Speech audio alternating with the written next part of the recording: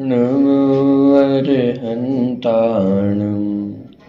नमो सिद्धाणं नमो आयर्याणं नमो वज्रायाणं नमो लोये सवसावणम्।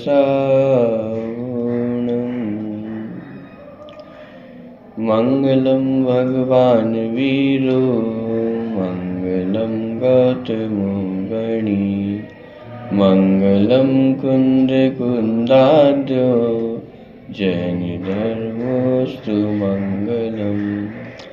सर्वमंगल मांगल्यम सर्वकल्याणकारकम प्रधानम सर्वधर्माणां जैनम जयतु शासनम। वंदितु सर्वसिद्धे थुमचल मनोमवं गतिं पत्ते वोच्छामि समय पावड मिडमो सुध केवली भणिनम्।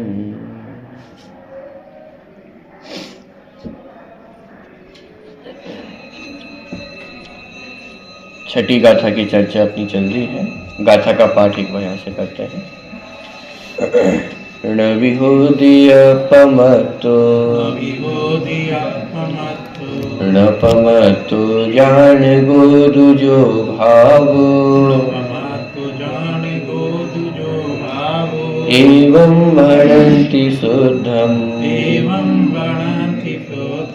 णादो जो सोदुसो चेव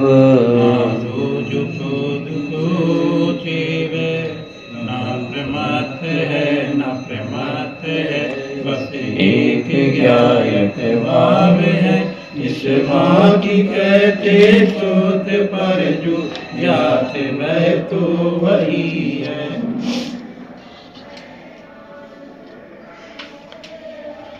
वह ज्ञायक भाव प्रमत्त और अप्रमत्त क्यों नहीं है, इस पर विचार विमर्श करते हुए इस निष्कर्ष पर निकले थे कि ज्ञायक भाव शुभाशुभ भाव रूप परिणमित नहीं होता है, इसीलिए ना वह प्रमत्त है और ना अप्रमत्त है। कल इसी में से जो एक विशेष बिंदु निकला था कि इसका कुछ ऐसा भी अर्थ किया जा सकता है कि शुभ भाव अशुभ भाव रूप परिणमित नहीं होता इसलिए प्रमत्त नहीं है, और शुभ भाव रूप परिणमित नहीं होता इसलिए अप्रमत्त नहीं है। तो उसका भी यहाँ पे खुलासा किया था कि इस प्रकार का अर्थ यहाँ पे नहीं, क्योंकि शुभ और अशुभ दोनों ही भाव प्रमत्त भाव है। ऐसा नहीं है कि मात्र अशुभ भाव प्रमत्त है और शुभ भाव अप्रमत्त हो, ऐसा नहीं है। जिस प्रकार अशुभ भाव प्रमत्त भाव है उसी तरह शुभ भाव भी प्रमत्त भाव ही है। तो शुभाशुभ भाव के रूप पर ज्ञायक भाव परिणमित नहीं होता, इसीलिए वह प्रमत्त नहीं है, और निर्मल पर्याय रूप भी आत्मा परिणमित नहीं होता, इसलिए वह अप्रमत्त भी नहीं है। तो इस प्रकार का जो ज्ञायक भाव है वह कैसा है, शुद्ध है।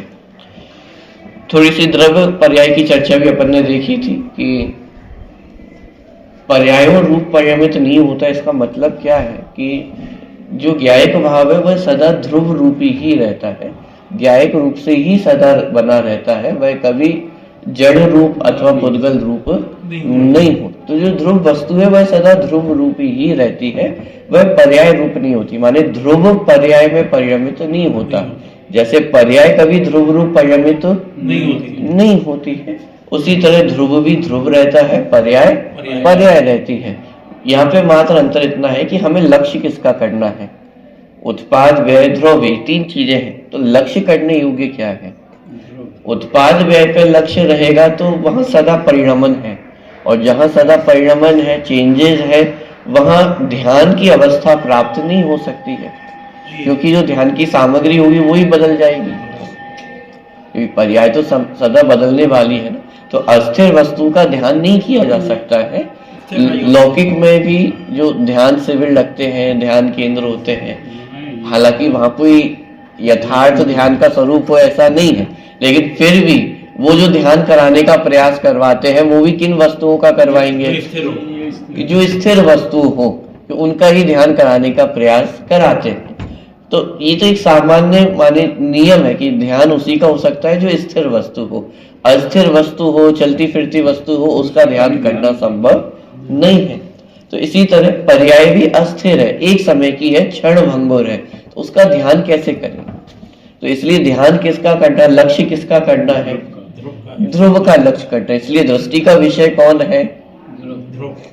एक ही वस्तु में उत्पाद व्यय होते हुए भी दृष्टि का विषय, लक्ष्य का विषय उत्पाद व्यय ना होकर के ध्रुव वस्तु है। बात समझ में आ रही है? तो कल ये पूरी चर्चा अपन ने देखी थी। 70 नंबर का प्रश्न है। पहले पैराग्राफ तक की चर्चा जो थी वो अपनी हो चुकी थी। देखिए, वह अपरिणामी ज्ञायक भाव अन्य द्रव्यों और उनके भावों से भिन्न उपासित होता हुआ शुद्ध कहलाता है। वह ज्ञायक भाव कैसा है कि अन्य द्रव्यों और उनके भावों से भिन्न उपासित होता हुआ। ज्ञायक तत्व की शुद्धता का आधार ही ये है कि वह अन्य द्रव्यों से भिन्न है। यदि दो द्रव्यों में आपस में मिलावट हो तो अशुद्धता उत्पन्न होगी, लेकिन ज्ञायक सदा ज्ञायक ही रहता है, कभी शरीर रूप नहीं हुआ, कभी कर्म रूप नहीं हुआ, तो इसलिए वह कैसा है? शुद्ध ही है। और ये शुद्धता की बात सिद्ध दशा वाली शुद्धता की बात नहीं है, ये संसार दशा में शरीर के संयोग, कर्म के संयोग के काल में भी जीव शरीर रूप नहीं होता, जीव कर्म रूप नहीं होता, बस यही उस जीव की शुद्धता है। आठों कर्मों के अभाव में उत्पन्न होने वाली जो शुद्धता है वो तो सिद्ध दशा में ही उत्पन्न होगी। उस शुद्धता की बात यहाँ नहीं चल रही है, वो पर्यायगत शुद्धता है, लेकिन यह स्वभावगत शुद्धता की बात चल रही है। जैसे गर्म पानी हो, वह भी अपने स्वभाव से कैसा है? शीतल ही है। तो यहाँ पर्यायगत स्वभाव की चर्चा नहीं चल रही है। जैसे वर्तमान में पर्याय में देखा जाए तो पानी कैसा दिखाई देगा? गर्म दिखाई देगा, लेकिन यदि स्वभाव को प्रदान करके कथन किया जाए तो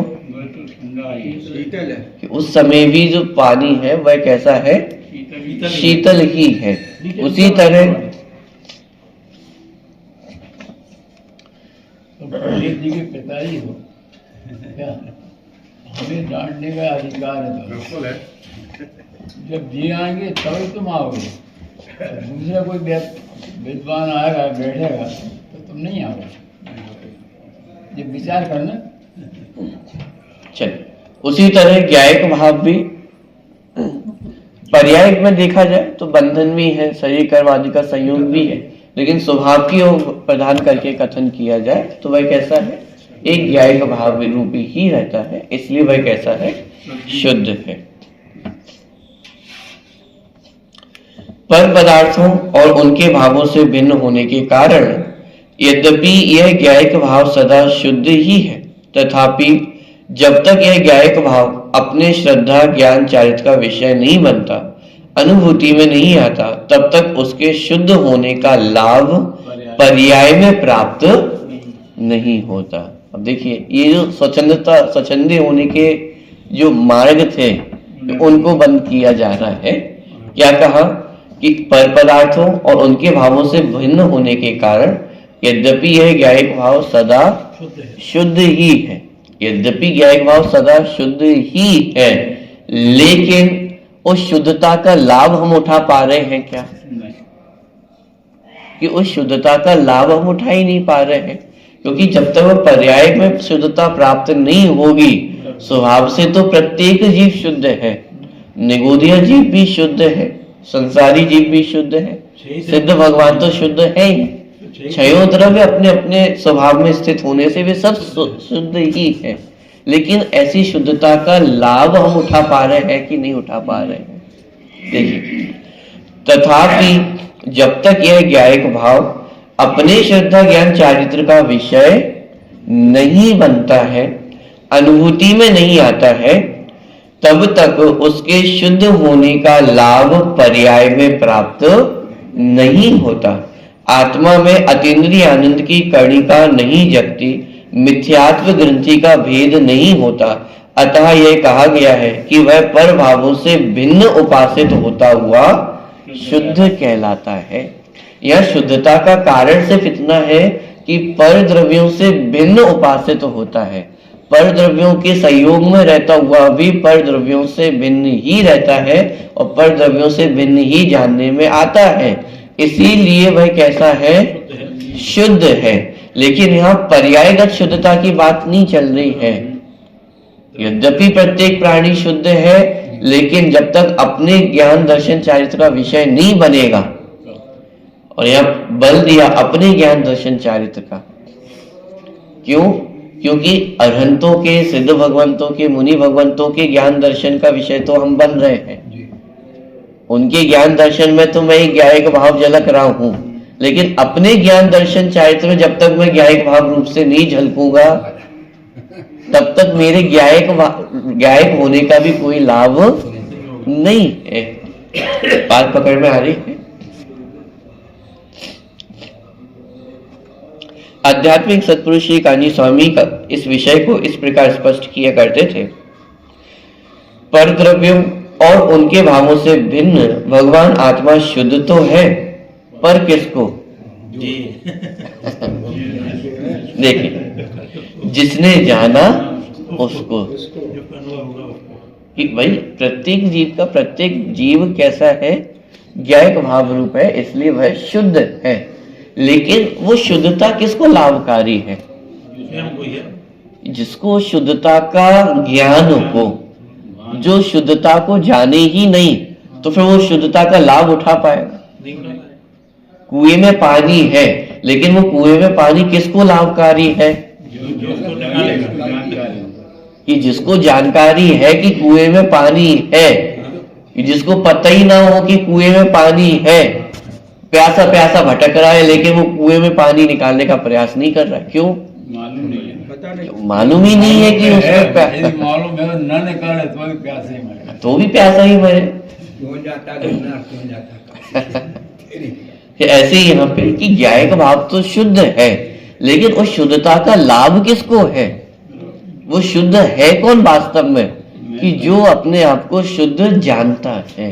यदि हम अपनी शुद्धता को नहीं जाने तो शुद्धता तो पड़ी हुई है। अनादि काल से ज्ञायक भाव तो शुद्ध ही है, लेकिन फिर भी चारों गतियों में ठोकरें खा रहे हैं या नहीं खा रहे हैं?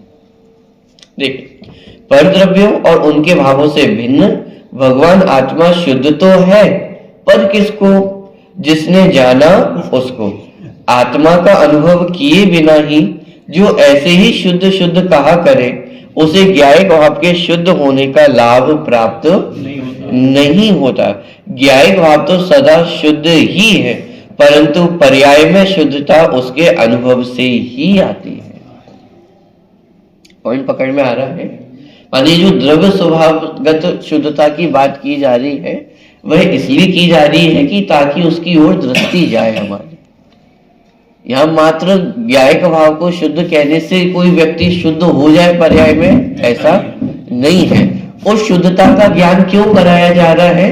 क्योंकि उस तरफ जीव का लक्ष्य जाए, इसलिए शुद्धता का ज्ञान कराया है। उस शुद्धता का ज्ञान इसलिए नहीं कराया कि बस हाथ पे हाथ धर के बैठ जाओ। पॉइंट पकड़ना। यह प्रमाद प्रवृत्ति को पुष्ट करने के लिए शुद्ध नहीं कहा जा रहा है कि साहब शुद्ध है इसलिए सिद्धत्व का पुरुषार्थ ही छोड़ दे। नहीं, यह शुद्ध इसलिए कहा जा रहा है क्योंकि अनादि काल से आज तक उस शुद्धता का लक्ष्य नहीं किया है, उस शुद्धता को जाना नहीं है। शुद्ध तो होना चाहते हैं, लेकिन शुद्धता का उपाय क्या है? कि उस शुद्धता का लक्ष्य करना, उस शुद्धता को जानना। तो इसलिए यहाँ पे उस ज्ञायक भाव की शुद्धता का लक्ष्य कराया है। लेकिन यदि कोई स्वच्छंदी हो जाए तो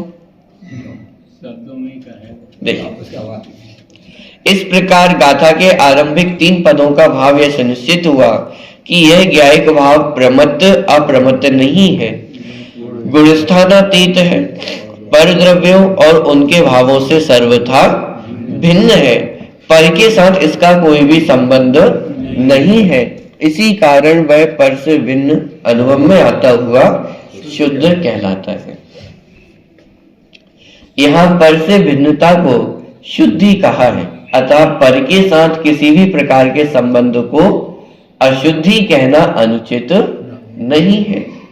अब प्रश्न यह उपस्थित होता है कि जब ज्ञान ज्ञाका परिमित होता है तो ज्ञेय के साथ ज्ञायक का ज्ञेय ज्ञायक संबंध भी हो ही गया। पर ज्ञेयों के साथ संबंध सिद्ध हो जाने पर ज्ञायक को अशुद्धता का प्रसंग भी उपस्थित होगा ही। ऐसी स्थिति में उसे शुद्ध कैसे कहा जा सकता है? क्या प्रश्न खड़ा किया? ज्ञायक तत्व की शुद्धता का आधार बनाया कि पर द्रव्य से भिन्नता, ये ज्ञायक तत्व की शुद्धता का आधार है कि ज्ञायक भाव शुद्ध क्यों है? क्योंकि वह पर द्रव्यों से भिन्न है, उसका पर द्रव्यों के साथ किसी भी प्रकार का कोई संबंध नहीं है। ठीक है, इसका मतलब ये हुआ कि यदि पर द्रव्यों के साथ संबंध हो तो वह अशुद्धि का कारण होता है। पर द्रव्य से कोई संबंध नहीं है इसलिए शुद्ध हो, तो इसका अर्थ ही निकला ना कि पर द्रव्यों के साथ यदि संबंध होगा तो वह अशुद्धि का कारण बनेगा। ठीक है, अब यहाँ पे बाकी सारे संबंधों का तो निषेध कर दिया कि जैसे अब एक द्रव्य का दूसरे द्रव्य में तादात्म्य नहीं है, अत्यंत भाव है, तो एक द्रव्य दूसरे द्रव्य में मिलता तो नहीं है, तो उस प्रकार का तो कोई भी संबंध एक द्रव्य से दूसरे द्रव्य में नहीं बनता। लेकिन जीव तत्व में एक और विशेषता है, ज्ञान गुण है, जानने की सामर्थ्य है। तो मैं पर द्रव्य को जानता हूं तो मैं जीव द्रव्य और जो जानने में आ रहा है वो पुद्गल द्रव्य। तो इस ज्ञेय ज्ञायक संबंध के कारण मेरा संबंध किससे बना? पुद्गल द्रव्य से बना। कि ज्ञायक कौन? मैं, ज्ञेय कौन? पुद्गल। तो इस प्रकार ज्ञान ज्ञेय जो संबंध है वो पुद्गल के साथ स्थापित हो गया, और जब पुद्गल के साथ संबंध बना तो इसका मतलब है अशुद्धि का कारण होना ही चाहिए। सीधा सीधा ये कहा जा रहा है कि यदि मैं पर द्रव्यों को जानता हूं तो पर द्रव्यों को जानना मेरी अशुद्धि का कारण होना चाहिए। ये प्रश्न यहाँ पे शिष्य ने मानो खड़ा किया, क्योंकि शिष्य भी समझदार है, एक एक बात को ध्यान से सुन रहा है, समझ रहा है, तो उसके मन में प्रश्न खड़े हुए कि साहब यदि पर के साथ संबंध बनेगा तो अशुद्धता उत्पन्न होगी, और ज्ञेय ज्ञायक संबंध में तो वो अशुद्ध संबंध स्थापित हो रहा है पर के साथ, तो फिर वो अशुद्धता उत्पन्न होनी चाहिए। इस प्रकार का प्रश्न यहाँ पर उपस्थित किया गया है। एक बार पुनः मैं पैराग्राफ पढ़ता हूं तो वो प्रश्न आपको क्लियर होगा क्या प्रश्न किया जा रहा है। यहाँ पर से भिन्नता को शुद्धि कहा है, अतः पर के साथ किसी भी प्रकार के संबंध को अशुद्धि कहना अनुचित नहीं है। अब प्रश्न ये उपस्थित होता है कि जब ज्ञान ज्ञाकार परिमित होता है तो ज्ञेयों के साथ ज्ञायक का ज्ञेय ज्ञायक संबंध भी हो ही गया। पर ज्ञेयों के साथ संबंध सिद्ध हो जाने पर ज्ञायक को अशुद्धता का प्रसंग भी उपस्थित होगा ही। ऐसी स्थिति में उसे शुद्ध कैसे कहा जा सकता है? ठीक है, प्रश्न क्लियर हुआ? समाधान। इसी प्रश्न का उत्तर गाथा के चौथे पद में दिया गया है, जिसका अर्थ आत्मख्याति में यह किया गया है कि जिस प्रकार दाह्य अर्थात ईंधन के आकार होने से अग्नि को दहन कहते हैं, तथापि उसके दाह्यकृत अशुद्धता नहीं होती, उसी प्रकार ज्ञेयाकार होने से उसकी ज्ञायकता प्रसिद्ध है, तथापि उसकी ज्ञेयकृत अशुद्धता नहीं है। देखिए क्या समाधान दिया कि प्रश्न ही खड़ा हुआ कि मैं पर को जानता हूं इसलिए मेरा पर के साथ संबंध बना और इस संबंध के कारण मुझ में अशुद्धता उत्पन्न हुई। लेकिन उसका समाधान ही किया कि मात्र पर द्रव्यों को जानने से जीव में अशुद्धता उत्पन्न नहीं होती है। क्यों उत्पन्न नहीं होती है? उसका उदाहरण दिया कि जैसे अग्नि होती है, वह अग्नि ईंधन के आकार रूप प्रज्वलित होती है। जिस प्रकार का ईंधन होगा, जैसे लकड़ी है, लकड़ी में आग लगी तो लकड़ी के आकार रूप अग्नि होगी। अन्य किसी ज्वलन पदार्थ में यदि अग्नि लगती है तो उसके आकार रूप होगी।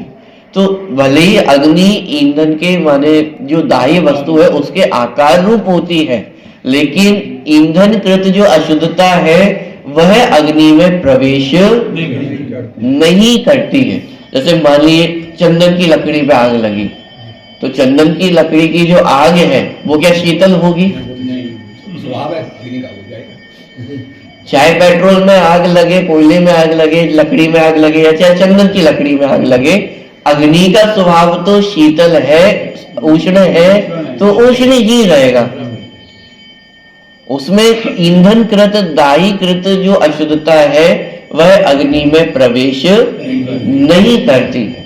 उसी प्रकार ज्ञान जिस भी ज्ञ को जानता है तो उस ज्ञाकार रूप परिणमित होता है, लेकिन ज्ञाकार रूप परिणमित होने पर भी ज्ञकृत जो अशुद्धता है वह ज्ञान में प्रवेश नहीं करती है।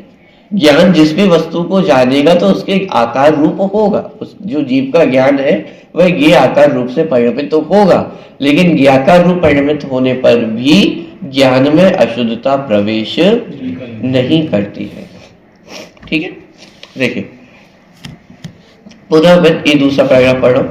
इसी प्रश्न का उत्तर गाथा के चौथे पाद में दिया गया है, जिसका अर्थ आत्मख्याति में किया गया है कि जिस प्रकार दाई अर्थात ईंधन के आकार होने से अग्नि को दहन कहते हैं, तथापि उसके दाहीकृत अशुद्धता नहीं होती है, उसी प्रकार ज्ञाकार होने से उसकी ज्ञायकता प्रसिद्ध है। माने जीव को ज्ञायक कहा क्यों? क्योंकि ज्ञों को जानने की सामर्थ्य है।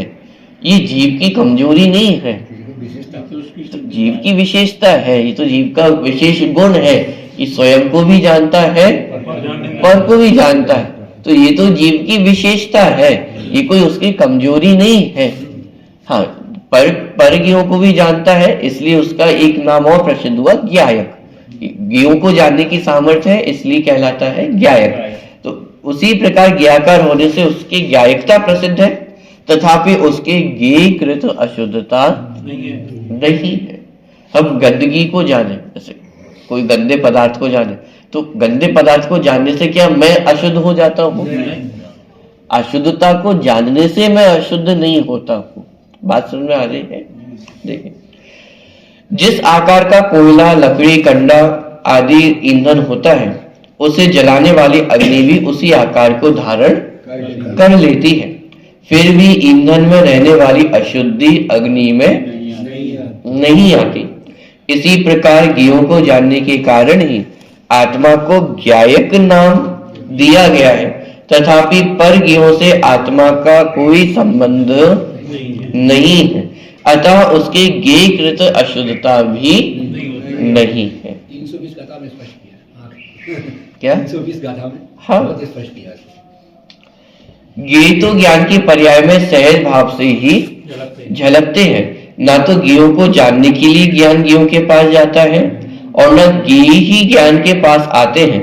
ज्ञान ज्ञान में रहता है और ज्ञ में रहते हैं। माने जो जानने की प्रोसेस है वो कैसी है कि ना आत्मा को ज्ञों के पास जाना पड़ता है और न ज्ञों को आत्मा के पास आना पड़ता है। ज्ञ के स्थान पर रहते हैं, ज्ञान ज्ञान के स्थान पर रहते हैं, फिर भी ज्ञान पर ज्ञों को भी अपने ज्ञान का विषय कर लेता है। ये तो शायद हमारे छविषम ज्ञान में भी देखने में आता है। हम अपनी आंखों से देखते हैं, तो आंखों से देखने के लिए क्या ज्ञों को हमारी आंखों में आना पड़ता है या आंखों को ज्ञों के पास जाना पड़ता है? ऐसा कुछ भी नहीं करना पड़ता है। अग्नि को देखना गरम हो गया।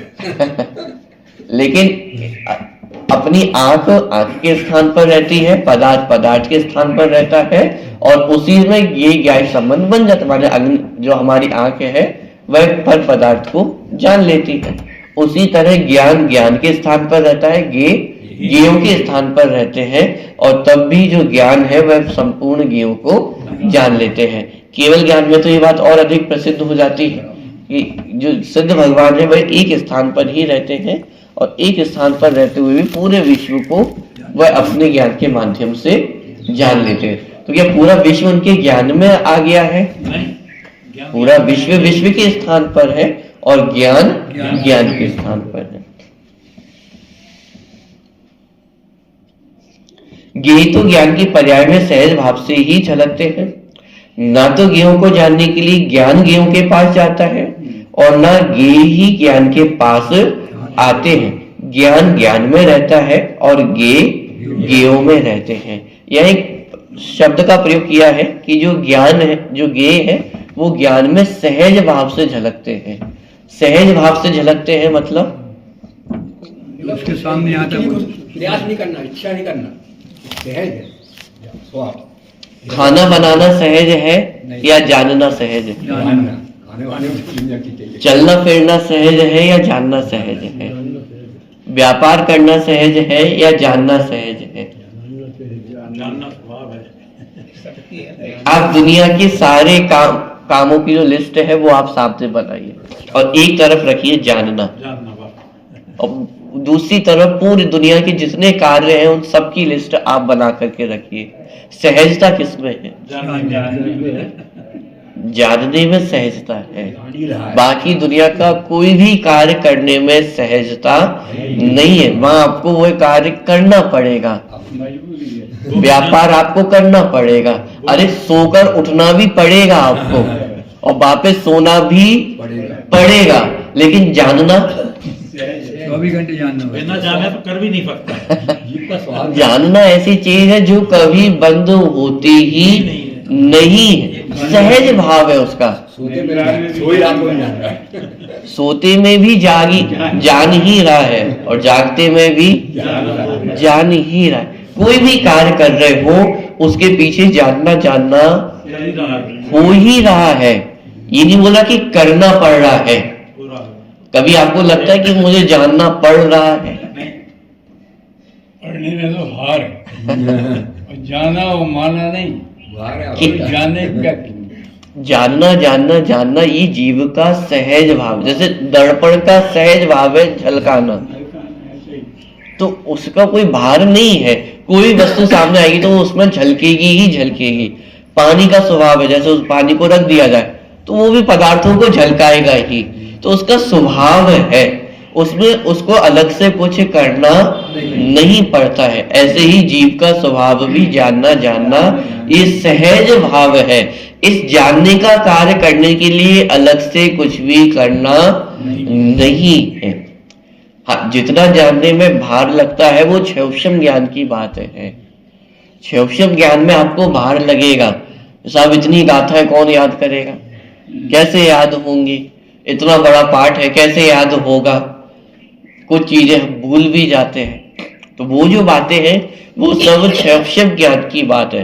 क्षौक्षम ज्ञान में तो भार निश्चित रूप से लगेगा, लेकिन यहाँ उस सहज ज्ञान की बात है जिसमें कोई भार नहीं है। आंखें खोलकर देखने में तो भार महसूस होता है। क्यों? क्योंकि दिन भर थक जाते ना, आंखें खोल खोल के थक जाते हैं तो फिर सोने का भाव आता है।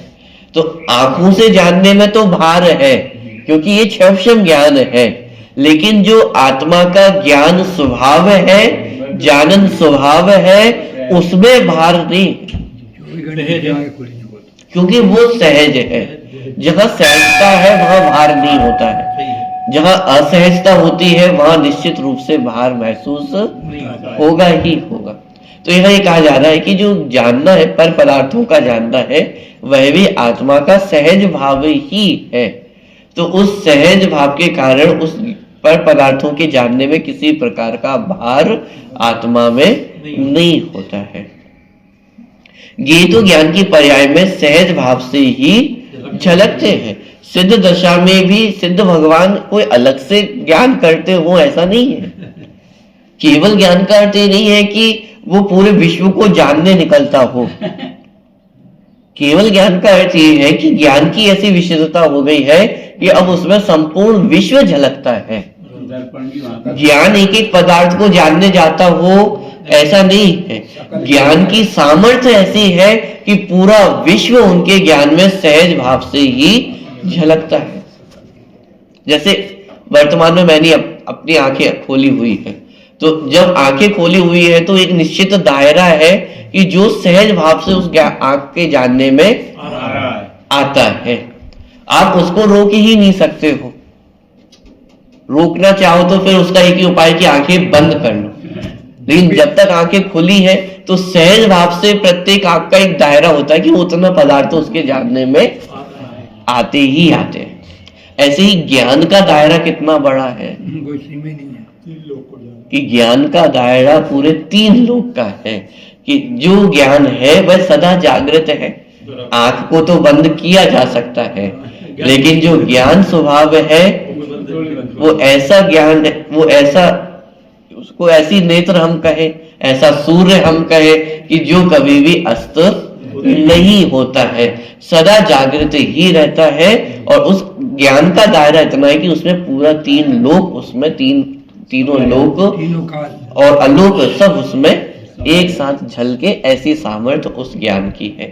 तो ये तो ज्ञान की पर्याय में सहज भाव से ही झलकते हैं। ना तो ज्ञेयों को जानने के लिए ज्ञान ज्ञेयों के पास जाता है, और ना ज्ञेय ही ज्ञान के पास आते हैं। यदि ये जानना सहज ना हो तो क्या समस्या खड़ी होगी? आकुलता उत्पन्न होगी। आप लिस्ट बना करके देखें, जो जो कार्य सहज नहीं है उन सब में आकुलता है। खाना बनाने में, खाना खाने में, हमें ही आकुलता है बहुत, बिना आकुलता है। रसगुल्ला खाने में अरे रसगुल्ला बनाने में भी आकुलता है, रसगुल्ला खाने में भी आकुलता है, व्यापार करने में भी आकुलता है, हर प्रत्येक कार्य करने में। सोकर उठने में आकुलता है या नहीं है? और सोने में आकुलता है या नहीं है? यदि सोने में आकुलता ना हो तो व्यक्ति सोता ही रहे, उठता क्यों है? इसका मतलब सोने में भी आकुलता है। दुनिया के कोई भी कार्य आप देखेंगे वहां पे आकुलता दिखाई देगी। क्यों? क्योंकि वह जीव के सहज कार्य नहीं है, वह एक्स्ट्रा एफर्ट जीव का लग रहा है, वो जीव के सहज कार्य नहीं है। लेकिन जानना आज तक बंद हुआ है क्या? ये जानना, जानना जीव का कभी भी बंद हुआ ही नहीं है। हो सकता नहीं है। जिस समय हम आंखें बंद करके बैठ जाते हैं, कान बंद करके बैठ जाते हैं, क्या उस समय जानना बंद हो जाता है? अपन कौमा में पढ़े तो बंद ही हो, कि उस समय भी जानना बंद नहीं होता है। क्यों? क्योंकि ये जीव का सहज भाव है, और सहज भाव होने के कारण उसमें थकान नहीं होती है। कभी कभी प्रश्न खड़ा होता है मन में कि साहब केवल ज्ञान है, तो अनंत भगवान की, सिद्ध भगवान जानते जानते थक नहीं जाते होंगे? हम जरा से ही स्वाध्याय में 5 मिनट एक्स्ट्रा बैठ जाए तो थकान होने लग जाती है, साहब आकुलता होने लग जाती है कि जल्दी छोड़ो जल्दी छोड़ो, आज के लिए इतना ज्ञान काफी है।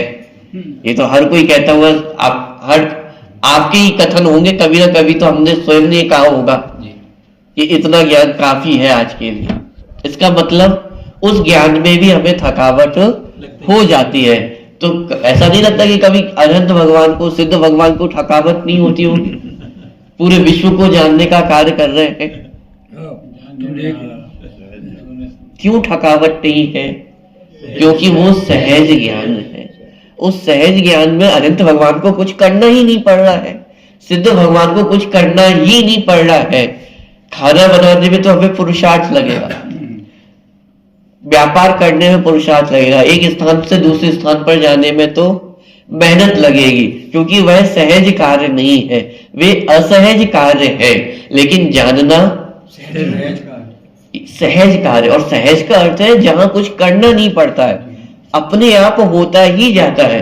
जैसे दिन और रात है, करना नहीं पड़ते, हो रहे हैं। ये सहज होते हैं। किसी को कुछ करना पड़ता है? नहीं, किसी को कुछ नहीं करना है।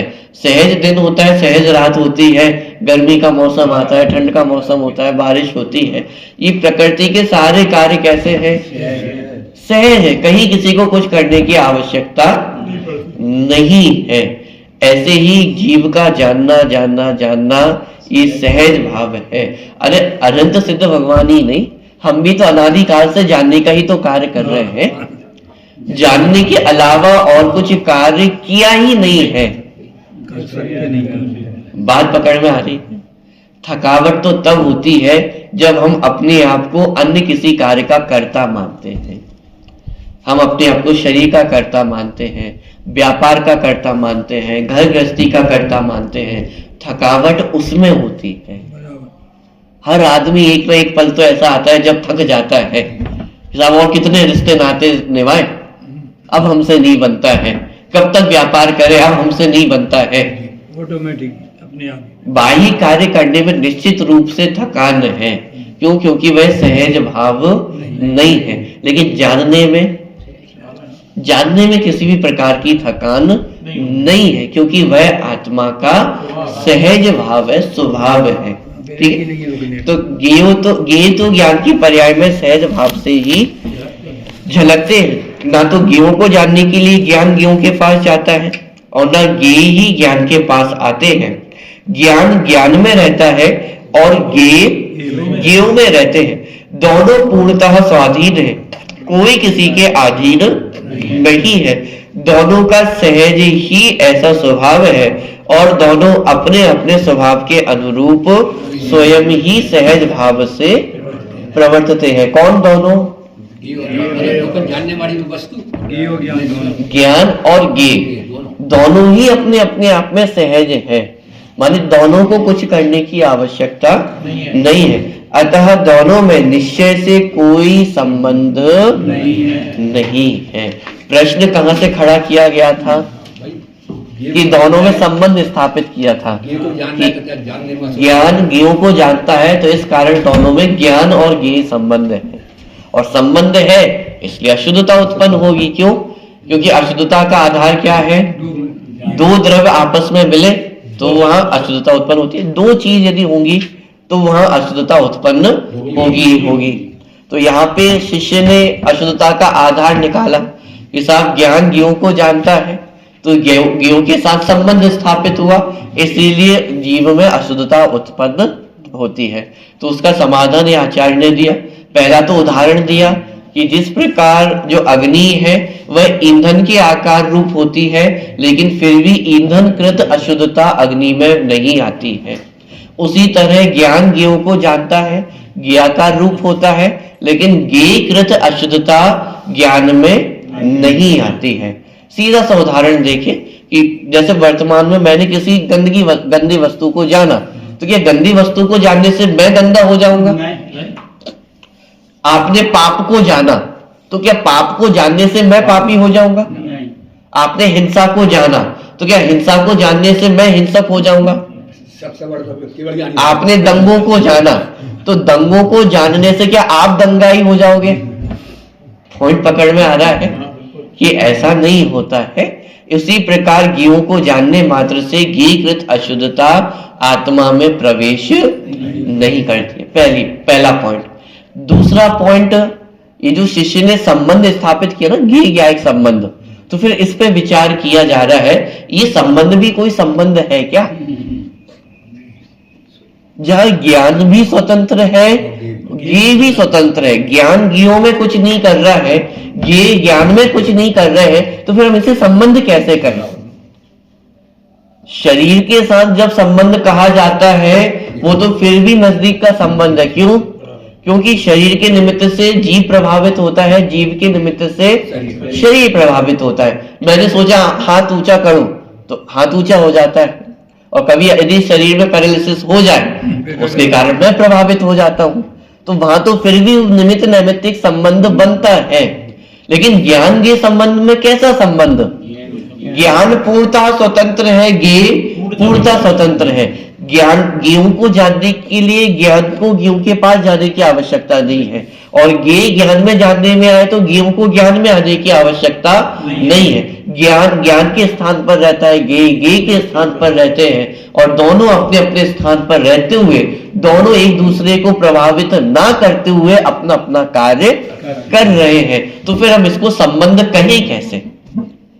संबंध तो तब कहा जाए जब एक वस्तु दूसरी वस्तु को प्रभावित करे। यहाँ ज्ञान ज्ञेयों को प्रभावित नहीं करता है, ज्ञेय ज्ञान को प्रभावित नहीं करते हैं, तो फिर हम संबंध कहें कैसे? तो इसलिए कहा निश्चय से तो ये कोई संबंध ही नहीं है, ये तो मात्र उपचारिक कथन है। ज्ञान और ज्ञेय संबंध कहना, वास्तव में तो ज्ञान और ज्ञेय कोई संबंध ही नहीं है। और जब कोई संबंध ही नहीं है तो फिर अशुद्धता का प्रश्न ही खड़ा नहीं होता है। तो इस प्रकार से यहाँ पे जो ज्ञान ज्ञेय संबंध के कारण जो अशुद्धता उत्पन्न होगी, ऐसी जो संभावना व्यक्त की थी उसका निषेध किया कि ज्ञान ज्ञेय के कारण कोई भी अशुद्धता आत्मा में उत्पन्न नहीं होती। इसकी थोड़ी सी और चर्चा आगे भी आने वाली है, उसकी चर्चा अपन करेंगे।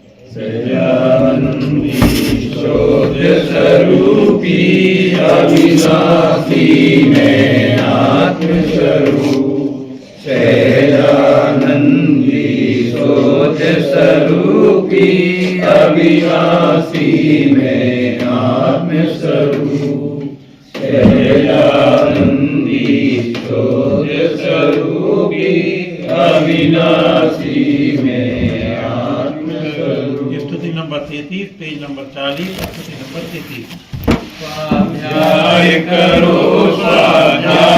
करो तुम निज पर की पहचान करो, सम्यक करो मिथ्यात्व हरो, तुम भक्त नहीं भगवान बनो, तुम जिनवान करो सत्य पाठ तुम्हें सिखलाती है, तुम नरक गति से नहीं डरो, तुम स्वर्गों की मत जाए, तुम विचार परिणाम करो, निज आत्म का कल्याण करो, तुम सतगुरु की पहचान करो, तुम निज स्वभाव के प्रकाशी,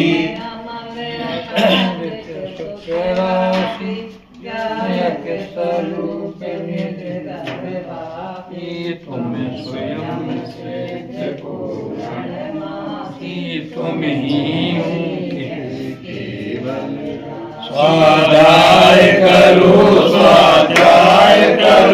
तुम निज पर की पहचान करो, सम्यक करो मिथ्यात्व हरो, तुम भक्त नहीं भगवान, ज्ञान से सूझे लोकालो, सोवाणी मस्तकं सदा।